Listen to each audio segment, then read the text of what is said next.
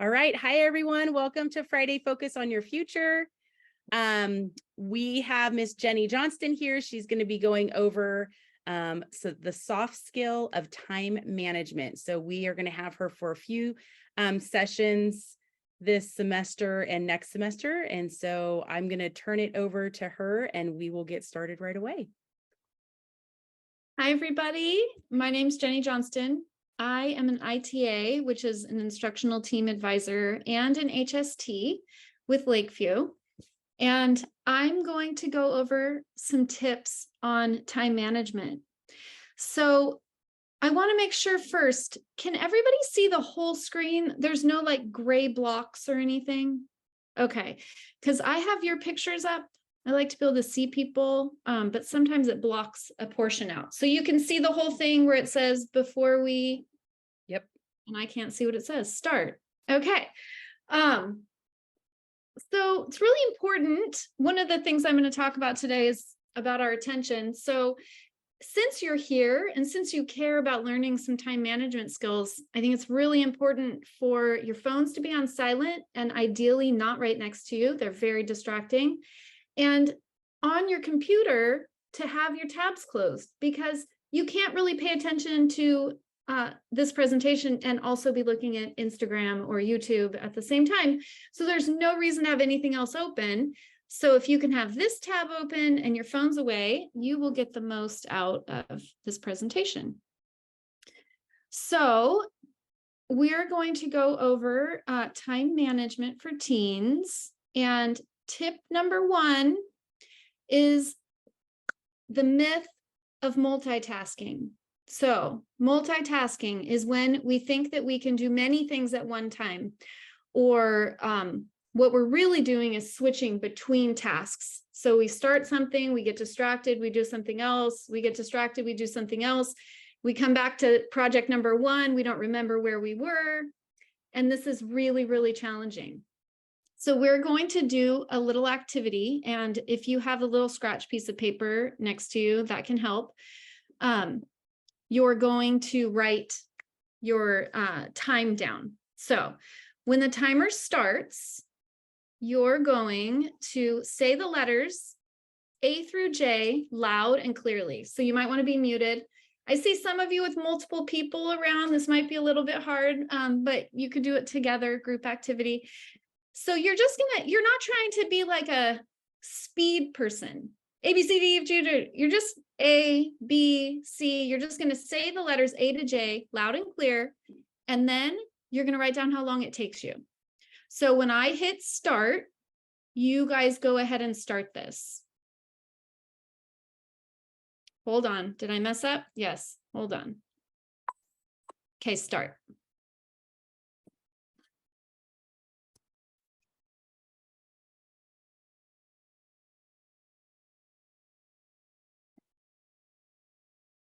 So I'm going to assume everybody's approximately done. Now we're going to do it again, and you're going to do it for the numbers 1 through 10. You're going to say it loud and clear, and then you're going to write down how long that takes you.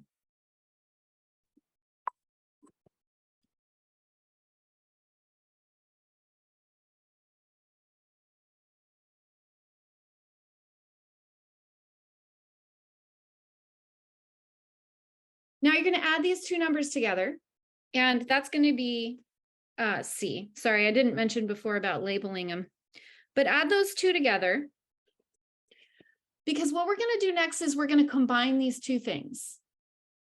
So you're going to say a letter and a number, and you're going to alternate between letter and number. You can't write anything down, and you're not going to use your fingers to keep track of things, but you're just going to say, here's the example, A1, B2. That's what you're going to do until you get to the end, J and 10. So I'm going to start the timer, and then you do this, and then write down your time. Sorry, it's very touchy. Okay, start.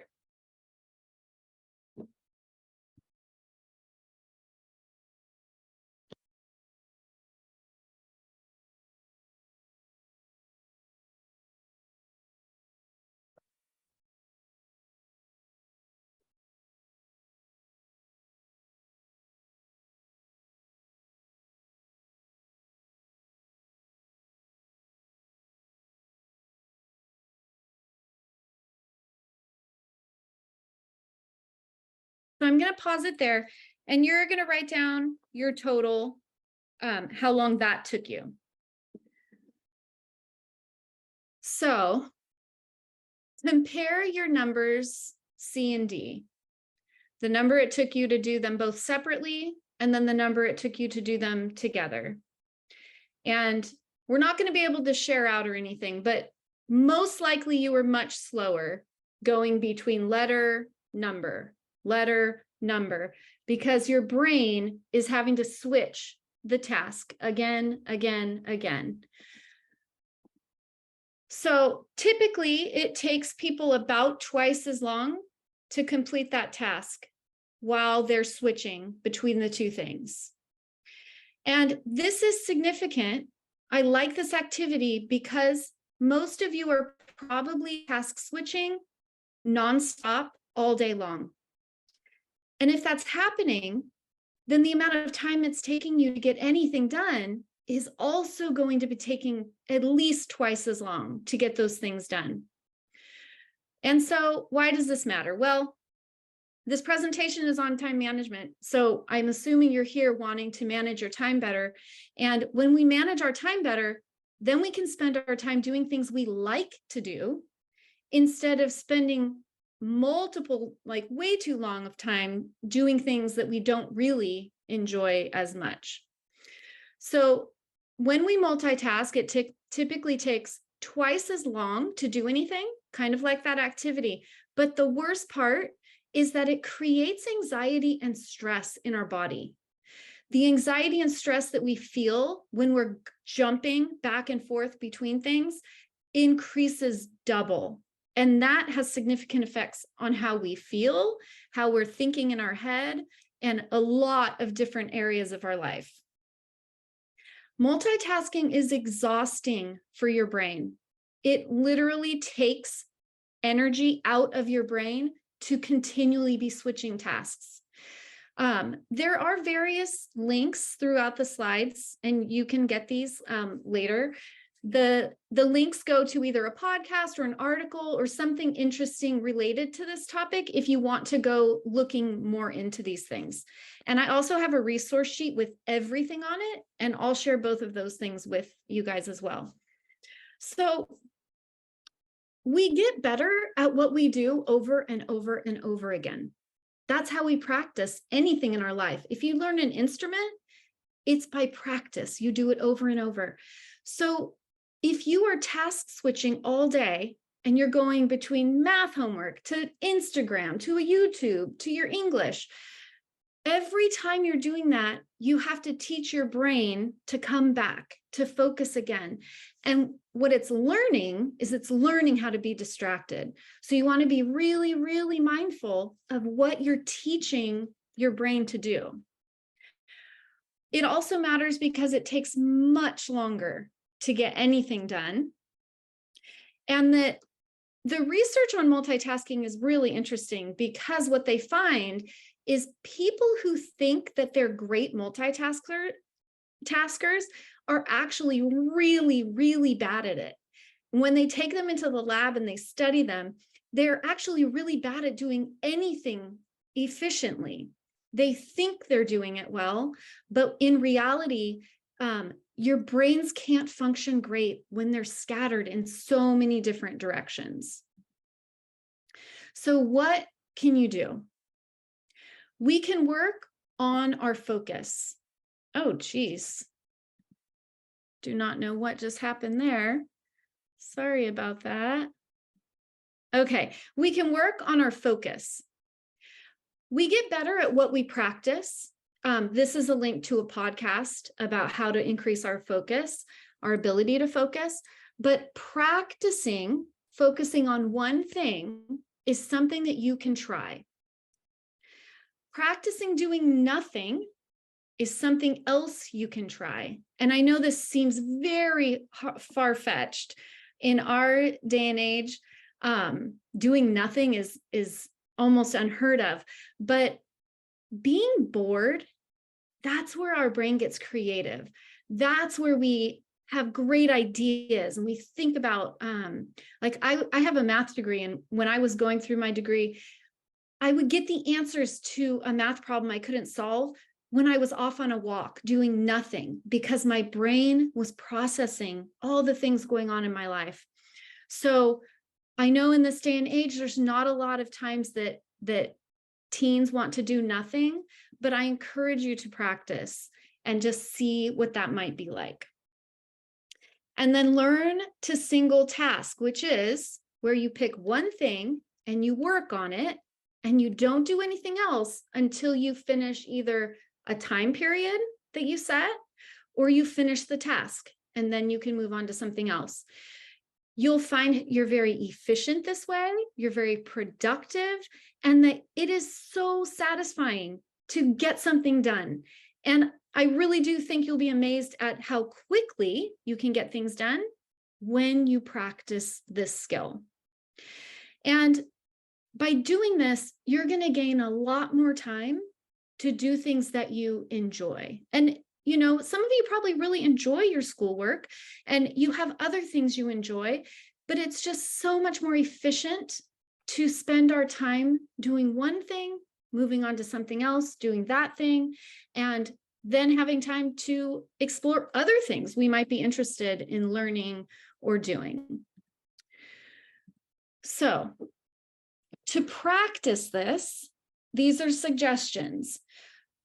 I'm going to talk about notifications in a little bit, but you want to turn off all your notifications. You're not going to solve that really intense math problem while you get a text from 6 different friends, while you're, say that you have notifications on for your social media or for YouTube or for someone you follow. All of that constant dinging and noise making and your phone going off, those are very, very distracting.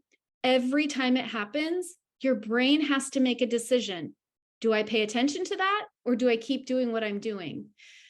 Endless notifications keep you in that constant loop of, do I pay attention to that? Oh, now I got to come back. Do I pay attention? Do I come back? So turning off notifications eliminates that completely because you wouldn't even know. You wouldn't even know if your phone is making sounds because it's turned off.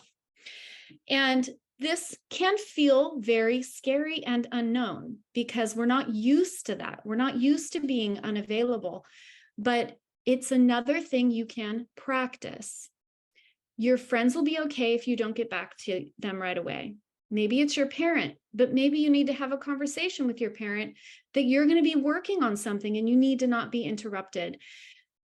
It's in your power to decide that this is important enough for you to do and that you can take a little bit of time away from your notifications. Then you're going to pick the one task you want to work on and you're going to break it into very small, manageable pieces. If you have to write a 5-page paper, your task is not to sit down and write the 5-page paper. Maybe your task is to write an outline with 3 main ideas. That's your task and it's done. The next time you sit down, maybe you're going to take those 3 ideas and you're going to break one of them down and expand on it. That's the task. That's what you get done. You do these small successes over time, they'll add up to being that 5-page paper. But when you look at it as I have to sit down and write a 5-page paper, that can feel very overwhelming. And sometimes that's why we choose to do other things that are more fun and distracting than try to figure out how to write that. So at any given time, you want to work for about 25 to 50 minutes and take a break. As much as I'm telling you, focusing is really important, you also need to take breaks. Our bodies and our minds can't concentrate or be still for a super long period of time. So taking breaks is going to be very important. There is possibilities of getting into what's known as the flow, where you are working and you don't even have any concept of time and you got, say, 2 hours and you just were completely encompassed in your work. That wouldn't be a time you'd want to stop and step away. You wouldn't even be aware of time. The times you want to do this is when you start getting distracted and you're like, this is boring. I don't want to do this anymore. Sometimes getting up and taking that 5-minute lap around, doing some jumping jacks, doing a push-up, doing, whatever to take a break, and then coming back can be really helpful for that. And then you want to stay focused. I want to be really clear about this. You're going to get distracted. Our brains, they live for distraction, but that's okay. Every time you can just pull yourself back and remind yourself, I'm working on this task. I'm working on this task. Every time you get distracted. And remember what I said about practicing, you get better at what you practice. So when you bring yourself back and go back to the work, you're going to learn over time that that's more beneficial for you. And then you will be less distracted, but you will always be distracted. It's just a byproduct of our mind, and that's okay. We don't need to beat ourselves up about it. We just want to be aware of it. And then you want to be patient and kind with yourself, because you're retraining your brain to do something that you might have no experience in doing. And that's why starting small is important, and realizing it's going to be hard and you're going to have to come back in and try again and try again and try again. But that's how we learn, right? When you learn to walk, you didn't fall down once and then say, oh, give it, I'm done. This is never going to try this again. You got up and you fell, and you got up and you fell. And that's what you're going to do here. You are going to practice what you want to get better at over and over, and you're going to be patient and kind to yourself. So I don't know if there's anything in the chat. And I think we're okay on time.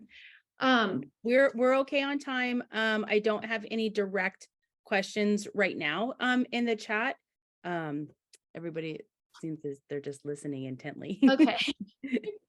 Okay. I do though, if I can interrupt for just 1 second, I do want to make sure that all students have their first name and last name on their screens so that we can take attendance at the end. So if you look at your screen and it's not your name, you might want to change that so that you can get your attendance counted. Thank you. Awesome job, Jenny. I'm so excited. I have my phone next to me. I have to put it away. Okay, so let's move on to tip number 2. So tip number 2 is limiting distractions.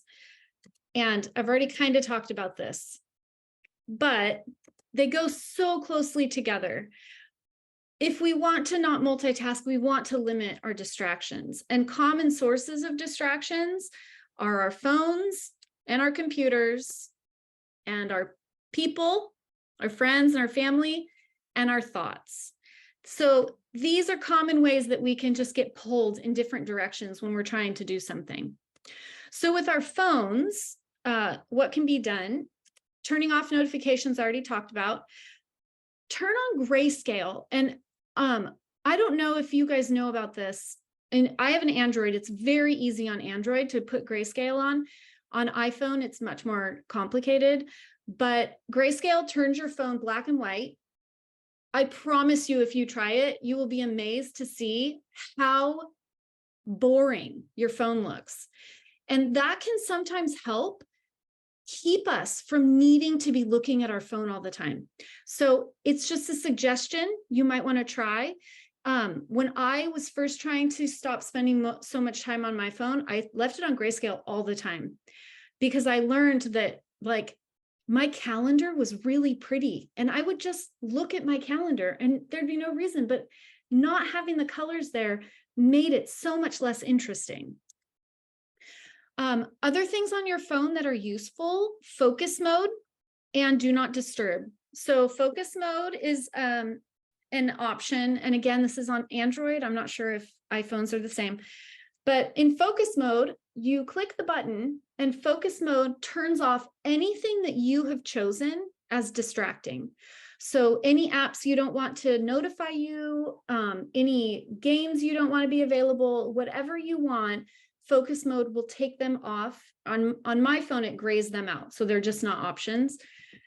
Do not disturb is a way to turn off your notifications in a way that if you would like for your parents to still be able to get through to you, or a close friend, that those people can still get through your do not disturb, but nothing else will. And so it eliminates a lot of those notifications. Practicing time away from your phone and or actually turning it off. And this may seem really extreme. I do realize I'm talking to teenagers here, but you do not know how distracting your technology is until you actually spend time away from it and realize how consuming it can feel to need to interact with that technology. So just trying to get away from those or turning it off so it's not available are great options. This away link is actually a phone safe. I don't know if you've ever heard of these, but they're really helpful if you'd like to say an hour you want to work on schoolwork. You can put your phone in this safe, and there's a whole bunch of different options. And it'll have a timer, and you can't get it back until that timer goes off. And if you, I was thinking it was in Social Dilemma, but maybe not. I think I saw it somewhere else where it's a way where you don't have to rely on willpower, because willpower can be hard, but you're forced to have time away from your phone. And then this is my acknowledgement that it will be uncomfortable for you, but you will survive. And you don't really know how much you might enjoy a little bit of time being disconnected unless you actually try it. So it's just a recommendation for you to give it a try. Computers, this is the same thing, turn off notifications. Computer notifications can be different, so it just depends on what you do. But one example would be like banners that come in. If you have banners set on email and you get a new email and a banner comes in and tells you you got a new email, I'm pretty sure this is the case with like some of the social media apps as well, that like a notification will come in telling you that somebody made a post or something like that. All of those are settings that you do not have to have, and you can turn them off. Limit the amount of tabs that you have open. So if you have so many tabs open up across the top of your computer that you can't read what any of them are, it is very time consuming to click on all of the tabs trying to find the one you want. If you only have the tabs open that you need at that time, you'll be able to read the names of them. You'll be able to click on it. And while this seems small, it's actually really important, because all of these little things that take time, they add up over time to a lot of wasted clicking and looking and searching. So it's just another recommendation to try. You can also use an extension such as Limit, or an app like the Freedom app. And these are actually related to each other. The Freedom app is pretty incredible. It allows you to set up like work periods. And during those work periods, certain websites are not available. So like if you get distracted with YouTube and Instagram and I don't know, TikTok, then you can set up a work mode that those websites are not available. And then when you start that session for, say you're going to do some homework or something, those websites will not be available. You can't go to them. And you can make it so that it's not changeable, which is I like about it. It can be, you have to go through the entire session to get those websites back. You can't cancel it, which sometimes is helpful if you have a lot of trouble staying focused. Something like these two things might be really helpful for you. For both the phone and the computer, it's really, really, really important that you accept your part in the problems this creates. Your productivity that is being affected because you're on your phone, you have so many notifications, that's something you could choose to change. But nothing's going to change if you don't realize that that's a problem that you need to take responsibility for. So keep that in mind as you're deciding if you want to make some changes to this. So these are some side effects of notifications, and you may or may not be aware of this, but every single time a notification goes off, it sends a signal to our brain, and it really does affect our brain chemistry, how we feel in our body, everything. So these are some of the things that are side effects. So significantly reduces our performance and our attention. This, I think you could agree with. You're going to have a hard time paying attention if you've got notifications going off all the time. Oh my gosh, it did it again. Pardon me. Here we go. Okay. It increases the likelihood for us making mistakes because, like I said, every time you're pulled away, you have to come back and figure out where you were, start again. When that happens, you're more likely to make a mistake every time you come back. Our IQ drops every time we get a ding because we go into like primal mode and our brain's like, well, and so it just reduces our IQ. Driving performance is significantly reduced. They can put us in bad moods, affect our memory, make us tired, and delay us getting back to our tasks by 15 to 25 minutes because we've been pulled away, we've been distracted. So these are just some of the side effects. I encourage you to think about what are some ways these notifications are affecting you? And is there something you could do about them so that they didn't have such a significant impact on you? And this is something under your control. You could choose to make some changes in this regard. So people and thoughts. So boundaries. Boundaries are hard. Boundaries are hard for adults. And so for teens, you might not even really be clear on what this means.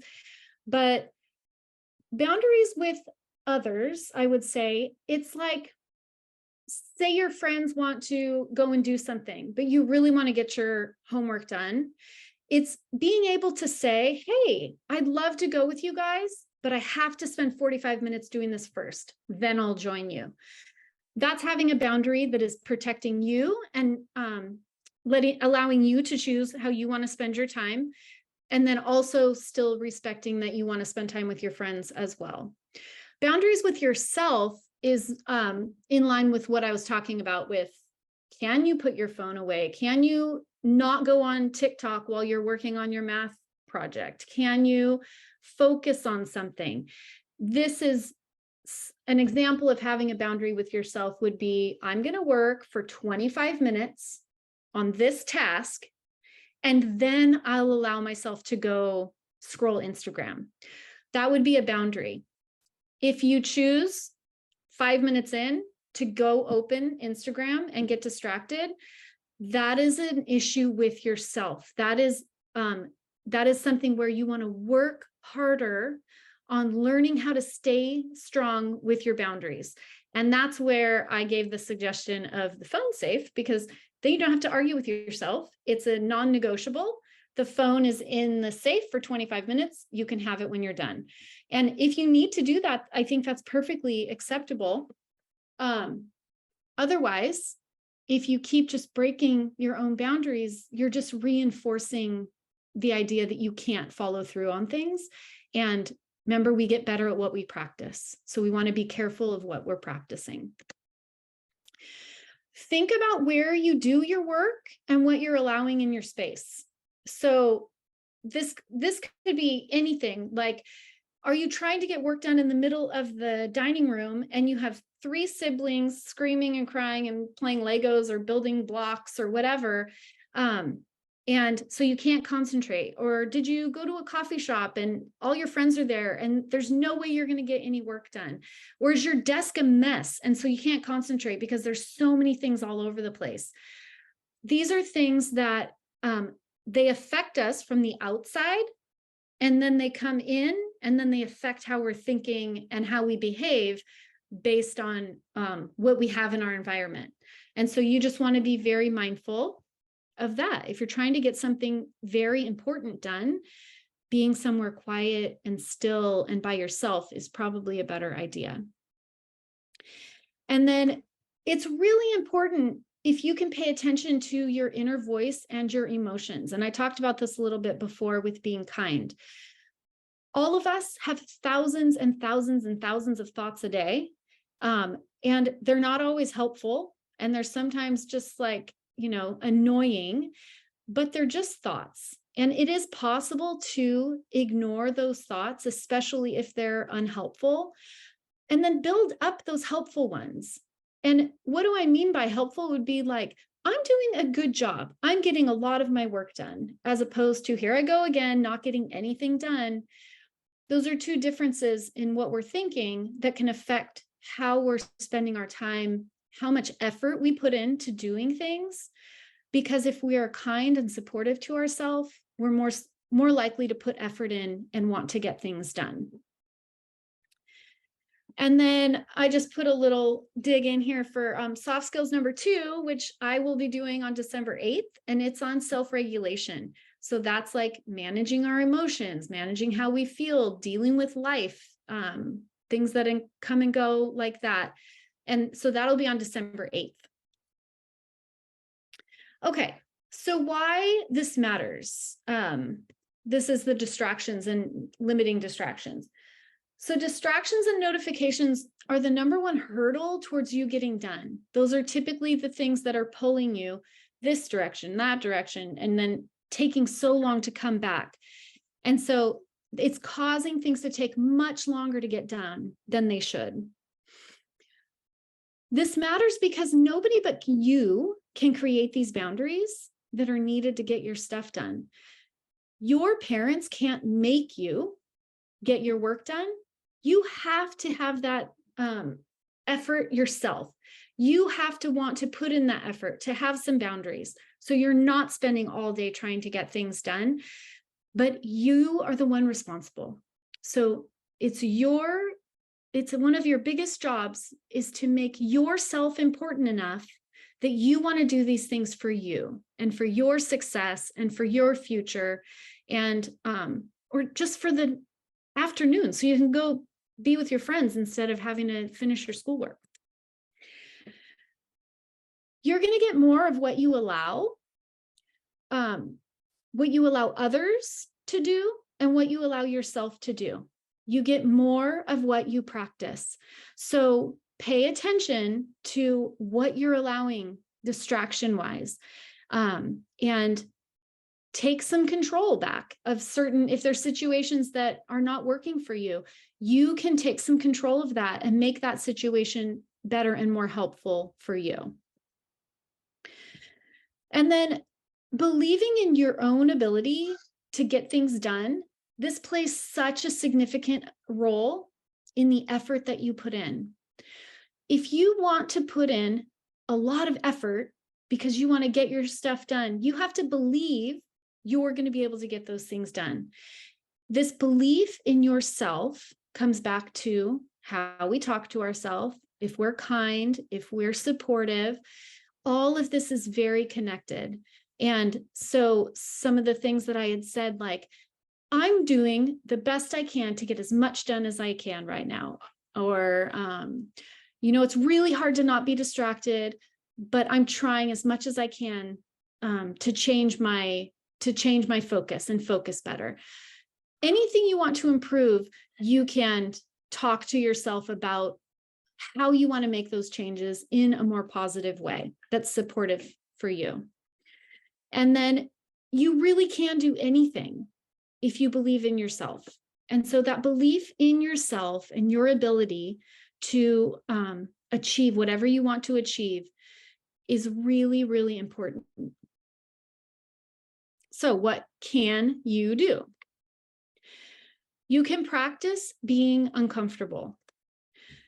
So being away from your phone, being away from these things, this will make you feel uncomfortable, but it's something you can get through.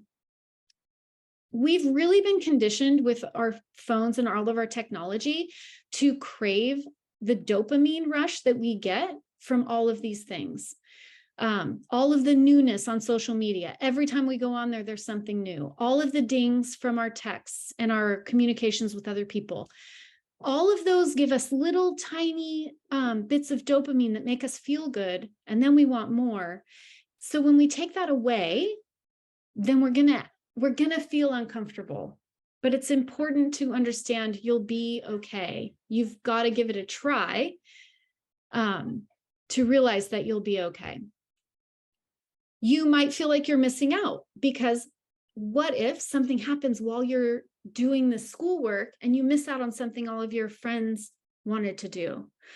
But if you commit to getting something done, you're going to have more time to do those things that you enjoy later anyway. And so if you can shift how you think about it in your head, that I'm going to get this done now so that I can go do things later, that can be something simple that you can try to change how you think about those things.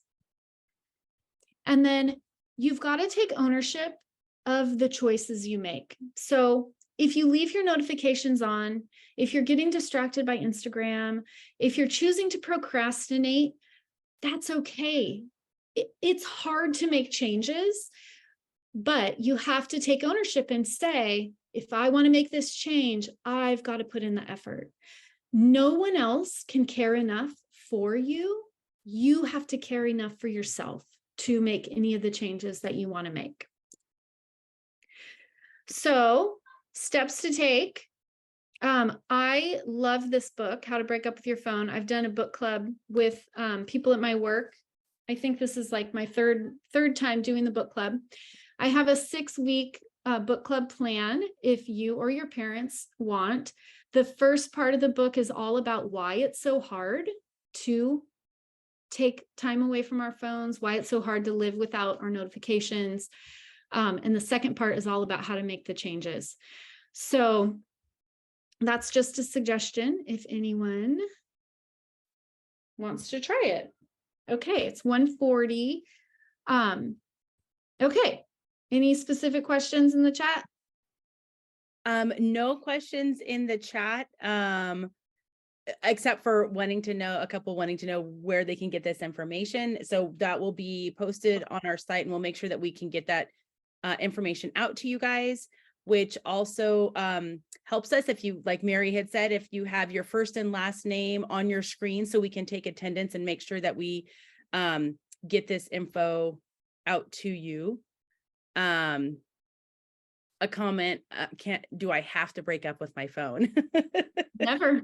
No, it's always, everything is personalized. So this is just for what it works best for you. So it's always, all of this is just suggestions, and not everything is going to work for everyone, but that is a great question. My recommendation is that you are your own experiment. And so you work with yourself to figure out what works best for you, and then make those changes that feel best for you, because what works for your friend isn't going to work for you, and isn't going to work for your sister or your brother. We're all our own people. And along with that, if it doesn't work for you, you won't be able to maintain it. So you have to schedule something that you can maintain, and that can be done for longer than just like a couple days at a time. Yes, exactly. Okay, I will probably have time at the end too for anybody who wants questions. I just have a couple more slides. Tip number 3, this is to work on as you're working on the 1 and 2. And I will say, reducing multitasking and limiting distractions, they're the only 2 big things I'm sharing today, because those are the 2 big things that get in the way of us getting things accomplished. But these are things that you can also work on. Being organized. So having things in one place is so important. And I think this applies to everything at your house, but also all school related things or anything. Have one place for everything. Have one calendar that you use. Have one notebook that you take notes in. Have a home for everything. Because when these things are true, you're not constantly trying to find things. Where did I write that note? Which calendar did I put this in? Where's my calculator? Everything is where it belongs. And so being organized is very important. Creating realistic to-do lists. These are some suggested podcasts.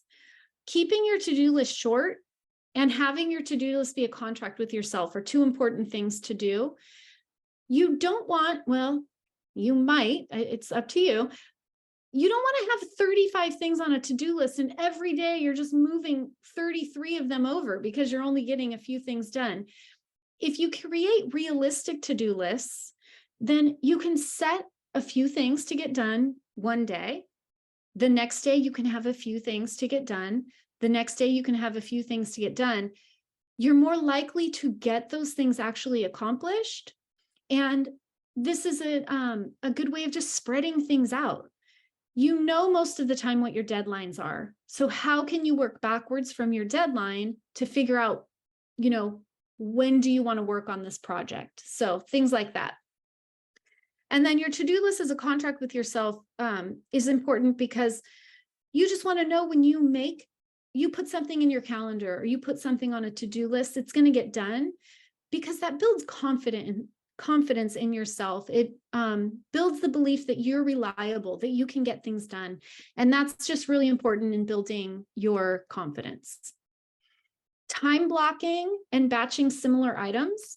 These are two more. I think this is a podcast and an article on some ideas to explore. So some people really like batching similar items and some people don't. So you just want to give it a try.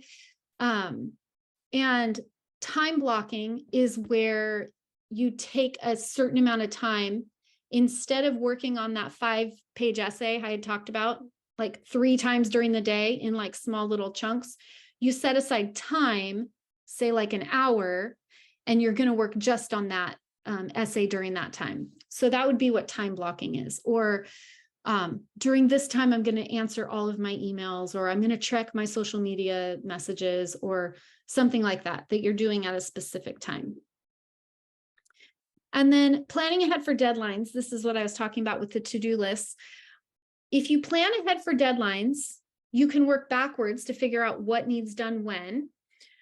This is a really good podcast on why looking at Fridays is great, because if you start on a Friday, like today, and you look at next week, you can see what's coming up and you can figure out what needs done when, so that you can, by next Friday, you can meet all the goals, finish all the assignments that you want to get done in a timely manner.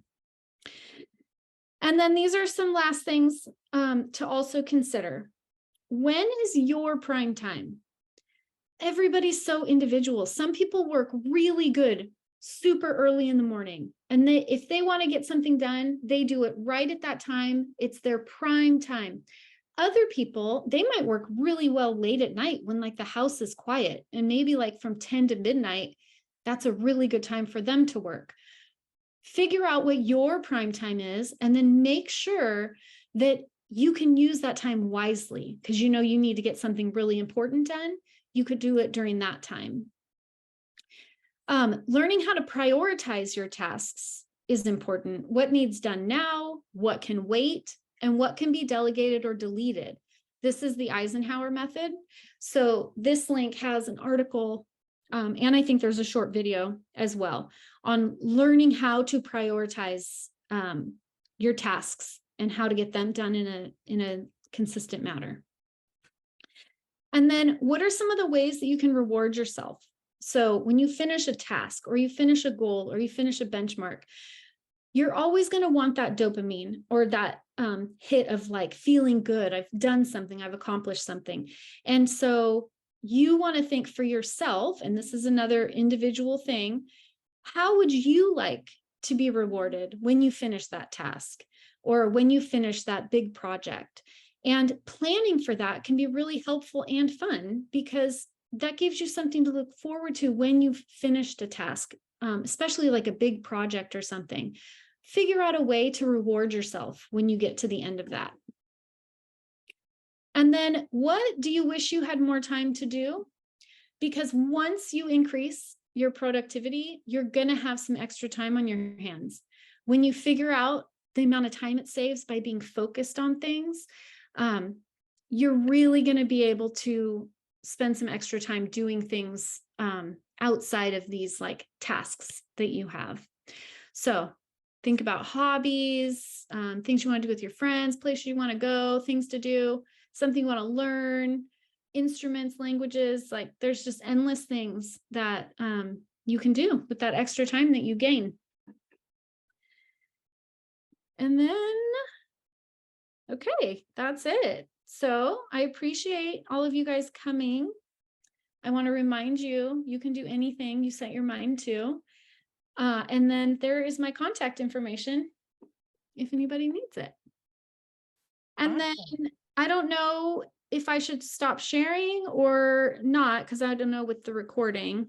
Yeah, let me go ahead. You guys, just a reminder, you guys put your name on your first and last name on your screen so we can get attendance. The exit ticket is in the chat, so you can do the exit ticket link, and then I'm going to stop the recording, and then you can hang out and we can ask some more questions, and we'll have Jenny stop sharing her screen. Okay, so thank you for coming. We hope to see you next week, and don't forget her soft skill number 2 presentation will be on December 8th.